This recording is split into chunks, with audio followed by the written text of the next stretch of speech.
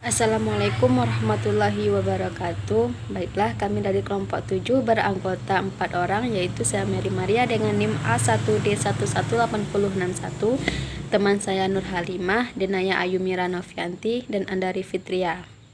Baiklah, kami akan menjelaskan tentang validasi instrumen penelitian. Yang pertama, saya akan menjelaskan tentang validasi instrumen.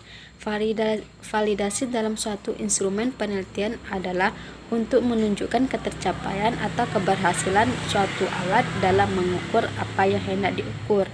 Suatu instrumen dikatakan valid jika instrumen yang digunakan dapat mengukur apa yang hendak diukur.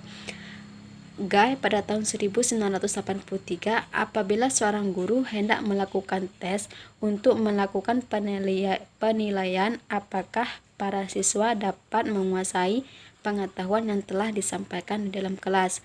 Untuk memperoleh hasil yang baik, perlu diadakan pengembangan tes yang sesuai dengan tujuan yang hendak dicapai, sekaligus sebagai alat untuk mengukur kemampuan peserta didik. Baik, saya Nur Halimah dengan NIM A1D1181063. Di sini saya akan melanjutkan materi selanjutnya mengenai jenis-jenis validitas instrumen, di mana ada beberapa macam jenis validitas yang sering digunakan dalam melakukan validitas terhadap instrumen suatu penelitian. Yang pertama yakni validitas isi. Nah, validitas isi ini adalah derajat di mana sebuah tes dapat mengukur kecakupan substansi yang ingin diukur. Dua aspek yang sangat penting untuk memperoleh validitas isi adalah valid isi itu sendiri dan valid teknik dalam melakukan sampling. Validitas isi ini mencakup hal-hal yang berkaitan dengan suatu item yang bertujuan untuk menggambarkan pengukuran dalam suatu cakupan yang hendak diukur.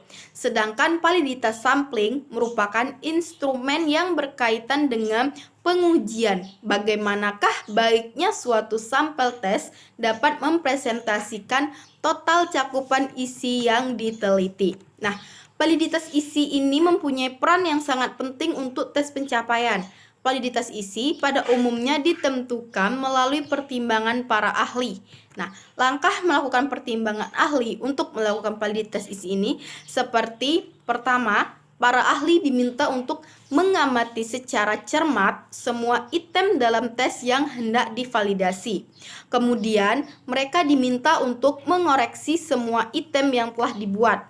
Nah, pada akhir perbaikan, mereka diminta untuk memberikan pertimbangan tentang bagaimana tes tersebut dapat menggambarkan cakupan isi yang hendak diukur. Nah, pertimbangan para ahli tersebut biasanya juga menyangkut kemampuan instrumen tersebut dalam mengukur semua aspek yang diwakilkan oleh item soal terhadap apa yang hendak diukur. Nah, atau dengan kata lain, membandingkan antara apa yang harus dimasukkan dengan apa yang hendak diukur dan direfleksikan menjadi tujuan tes. Nah, yang kedua yaitu validitas konstruk. Validitas konstruk ini merupakan derajat yang menunjukkan suatu tes mengukur sebuah konstruk sementara. Secara definitif, konstruk adalah suatu sifat yang tidak dapat diobservasi, tetapi dapat dirasakan pengaruhnya melalui satu atau dua indera tubuh. Nah, dalam ruang lingkup pendidikan teknologi kejuruan misalnya, implikasi orang terampil atau memiliki skill dapat dilihat dengan melalui tingkah lakunya ketika dia melakukan pekerjaannya. Nah, konstruk merupakan sebuah temuan atau suatu pendekatan yang menerangkan tingkah laku. Proses melakukan validitas konstruk ini dapat dilakukan dengan cara melibatkan hipotesis testing yang dideduksi dari teori yang menyangkut dengan konstruk yang relevan. Misalnya, jika suatu teori kecemasan menyatakan bahwa seseorang yang memiliki kecemasan yang lebih tinggi akan bekerja lebih lama untuk menyelesaikan suatu masalah dibandingkan dengan orang yang memiliki tingkat kecemasan yang rendah. Tetapi, Jika yang berlaku malah sebaliknya, bukan berarti bahwa tes yang sudah baku tadi berarti tidak melakukan pengukuran terhadap kecemasan seseorang. Nah, atau dengan kata lain, hipotesis yang berhubungan dengan tingkah laku seseorang dengan kecemasan tinggi tidak benar. Nah, dari kasus tersebut mengindikasikan bahwa konstruksi yang berhubungan dengan orang yang memiliki kecemasan tinggi memerlukan kajian ulang guna mendapatkan koreksi dan untuk melakukan penyesuaian kembali. Nah, baik, materi selanjutnya akan dijelaskan oleh rekan saya. Terima kasih. Baiklah, saya Danaya Ayumira Novianti dengan NIM A1D11865 akan melanjutkan materi mengenai jenis-jenis validitas instrumen. Yang ketiga, yaitu validitas konkuren, merupakan derajat di mana skor dalam suatu tes dihubungkan dengan skor lain yang telah dibuat. Tes dengan validasi konkuren biasanya diadministrasikan dalam waktu yang sama dengan kriteria valid yang sudah ada. Yang keempat yaitu validitas prediksi, merupakan derajat yang ditunjukkan suatu tes dapat memprediksi tentang bagaimana seseorang akan melakukan suatu prospek tugas atau pekerjaan yang direncanakan. Lalu yang kelima, validitas eksternal. Jenis validitas yang diperoleh dengan cara mengoperasikan alat pengukur baru dengan tolak ukur eksternal yang berupa alat ukur yang sudah valid. Nah, yang selanjutnya yaitu ada pengujian validasi instrumen penelitian. Yang pertama yaitu pengujian validasi konstruksi. Nah, instrumen yang mempunyai validasi konstruksi jika instrumen tersebut dapat digunakan untuk mengukur gejala sesuai dengan yang didefinisikan. Nah, untuk mengetahui validasi konstruksi dapat menggunakan pendapat para ahli yaitu judgment expert.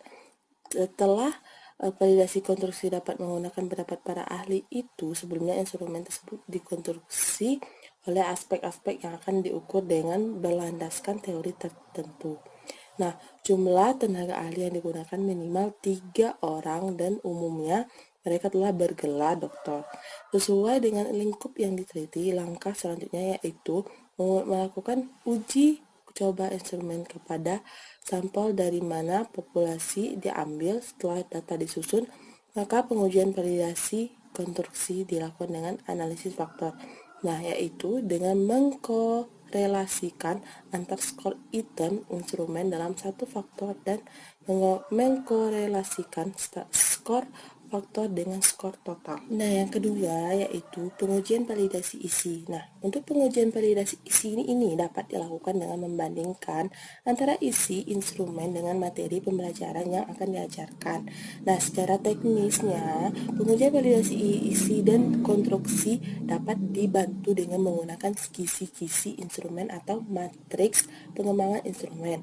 Nah, untuk menguji validasi butir-butir instrumen lebih lanjut, maka setelah dikonsultasikan dengan yang para ahlinya, selanjutnya diuji cobakan dan dianalisis dengan analisis item atau diuji pembeda. Nah, analisis item ini dilakukan dengan menghitung korelasi antara skor butir instrumen dengan skor total, dan uji pembeda dilakukan dengan menguji signifikansi perbedaan antara 27% skor kelompok atas dan 27% skor kelompok bawah. Dan yang ketiga, yang terakhir, yaitu pengujian validasi eksternal. Nah, untuk validasi eksternal ini diuji dengan cara membandingkan untuk mencari kesamaan antara kriteria yang ada pada instrumen dengan fakta-fakta empiris yang terjadi di lapangan.